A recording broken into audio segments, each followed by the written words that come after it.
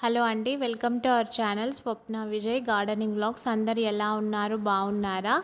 ఈరోజు ఈ వీడియోలో నేనైతే మా గార్డెన్లో ప్రస్తుతానికి ఎన్ని రకాల పువ్వులైతే మా గార్డెన్లో ఉన్నాయో అవన్నీ నేనైతే ఈ వీడియోలో చూపిస్తున్నాను.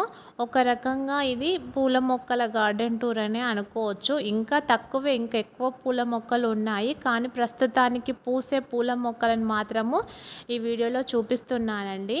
అయితే ఇక్కడ వర్షాలు బాగానే పడుతున్నాయి. 2 డేస్కి ఒకసారి కానీ 3 డేస్కి ఒకసారి కానీ వర్షం అయితే పడుతూ ఉంది. కాబట్టి మొక్కలన్నీ మంచిగా కొత్త చిగుళ్ళతో ఇగుర్లతో అందంగా ఉన్నాయండి. మంచిగా మొగ్గలైతే వస్తూ ఉన్నాయి. ఇన్ని రోజులు ఎండకు వాడిపోయి అలా ఉన్న మొక్కలన్నీ ఇప్పుడు కొత్తగా ప్రాణం పోసుకొని మంచిగా వస్తున్నాయి. ఇక్కడ చూడండి, పోకబంతి పూల మొక్క. ఇది మేము పెట్టింది కాదు, విత్తనాలు పడి వర్షాలకు మొలకెత్తే అంత పెద్దగా అయ్యింది.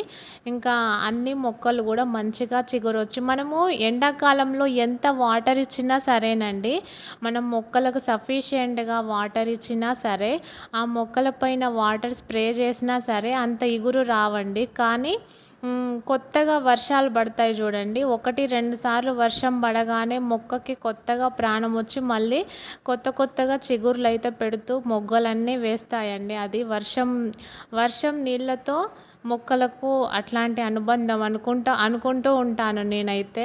మనం ఎంత వాటర్ ఇచ్చినా కానీ అవి మంచిగా రావు ఎండాకాలంలో. కానీ వర్షం ఒక్కటి పడితే చాలు, మొక్కలు చాలా అంటే చాలా ఫ్రెష్గా ఫీల్ అవుతూ ఉంటాయి. ఇప్పుడు వర్షాలు పడుతూ ఉన్నాయి కాబట్టి మొక్కలన్నీ మంచిగా వస్తాయండి. ఇంకా మంచిగా చిగుర్లు వచ్చి మొగ్గలు వేయడానికి అన్ని మొక్కల ముందు కొంచెం అయితే డిఏపి కానీ 2020 కానీ ఆ ఫెర్టిలైజర్ అయితే ఇస్తూ ఉండండి.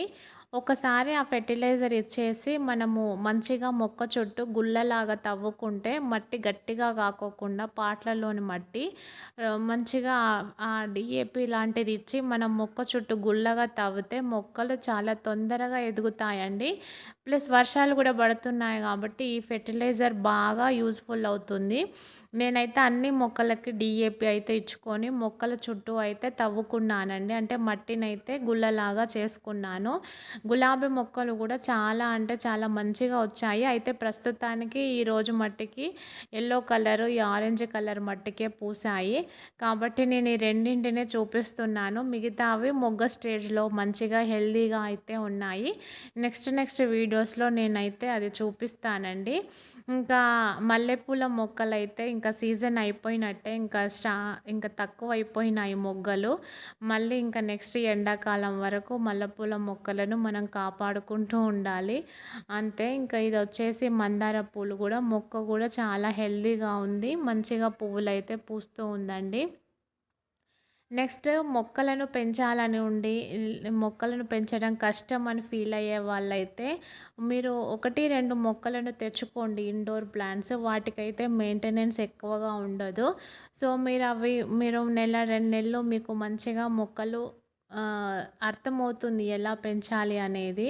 సో మీరు ఇండోర్ ప్లాంట్స్ తెచ్చుకోండి. తర్వాత చిన్నగా ఈ ఆకుకూరలను అయితే నాటుతూ ఉండండి. దాని ద్వారా మొక్కలను పెంచే దాంట్లో ఇంట్రెస్ట్ అయితే కలుగుతుంది.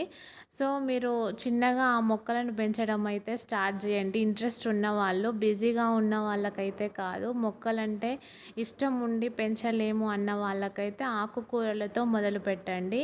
ఇది వచ్చేసి దాలియా అండి, ఎంత బాగా వచ్చిందో చూడండి. ఫ్లవరు చాలా అంటే చాలా బాగుండింది, కలర్ కూడా. ఇంకా చాలా రకాల మొక్కలు ఉన్నాయి, కానీ పూసినవి మాత్రం ఇవేనండి. ఇదండి వాటి వీడియో. మీకు నచ్చినట్లయితే ప్లీజ్ లైక్, షేర్, సబ్స్క్రైబ్ అండి. మరొక మంచి వీడియోతో మళ్ళీ కలుద్దాం. బాయ్. అంతవరకు ఉంటానండి. Thank you. Have a nice day. Bye అండి.